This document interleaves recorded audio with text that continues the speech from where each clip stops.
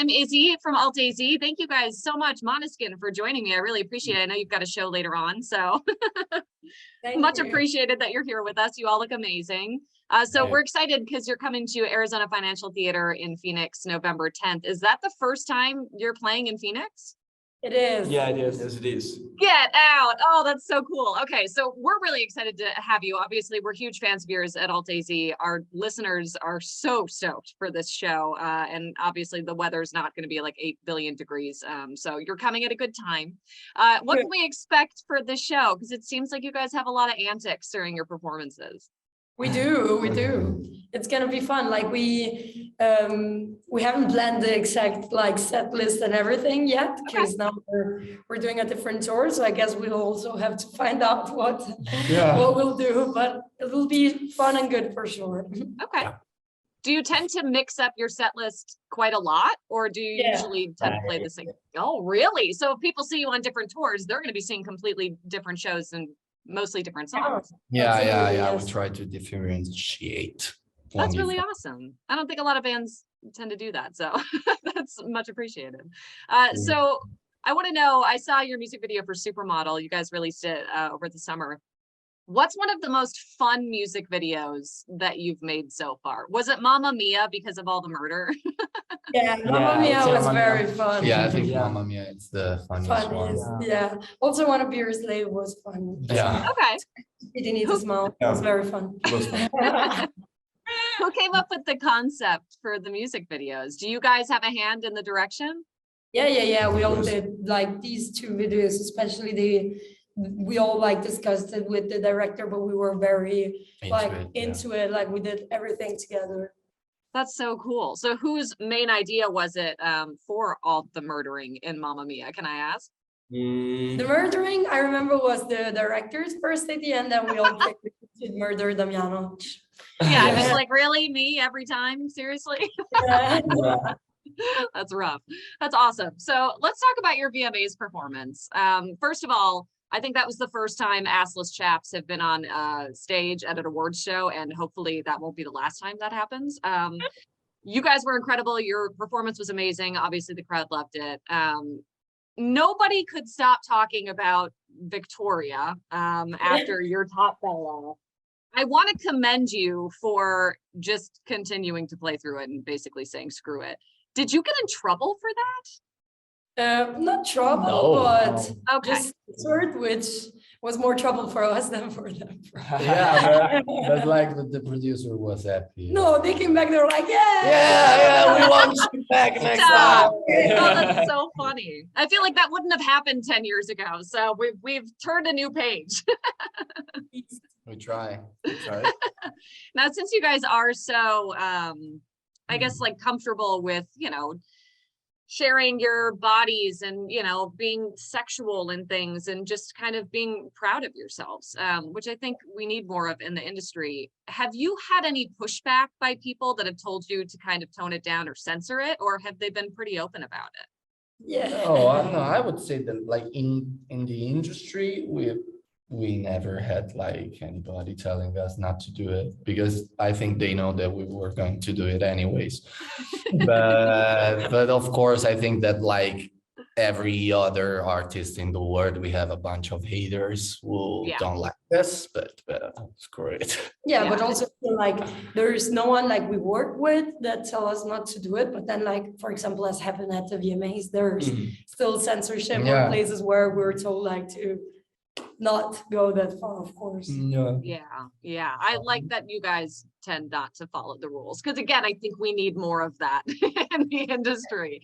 So I think that's really cool. How did you all end up meeting? Because I mean, you're such an eclectic group. And how did you all come to be? We went, like me, Vic and Thomas, we went at the same secondary school. And get out. So you grew up together? Yeah, basically we met when we were like 13, 12 and stuff like that.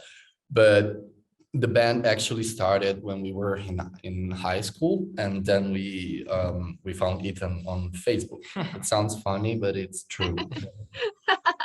So what Yes. other band names were possibly going to be chosen besides Måneskin? Fortunately, we don't remember Yeah, we don't any. remember Exactly. anything. The So- third.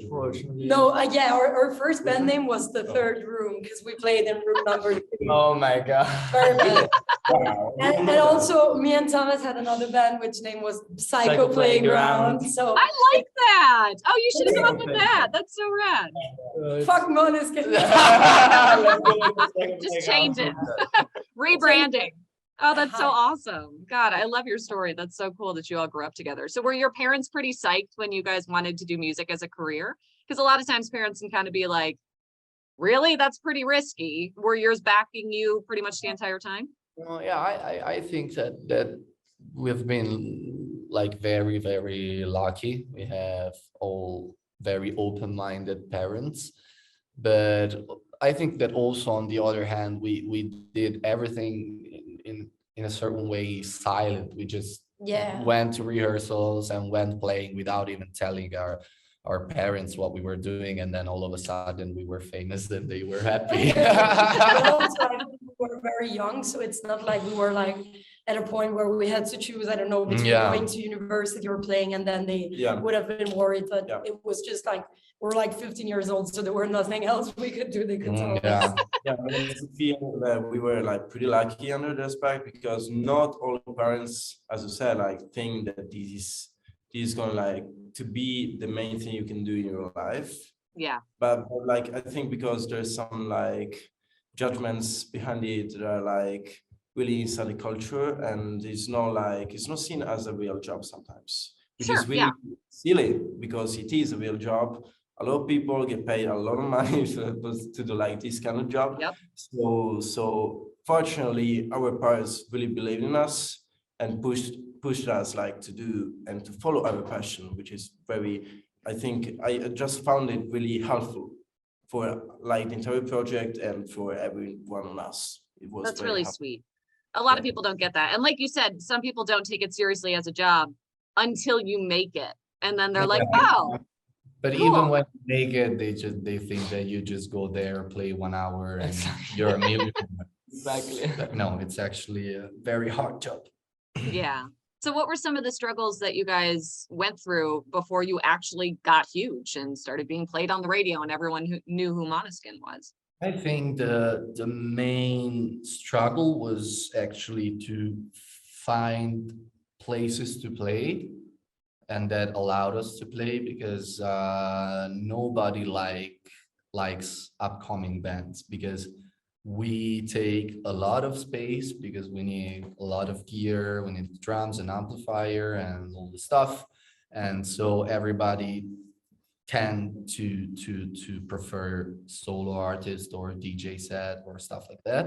Oh, wow. And also getting paid, like at the very beginning when we had no money, no nothing, we went playing for free like everywhere, and the only thing that we were getting was like free dinner, and sometimes Wow. not that.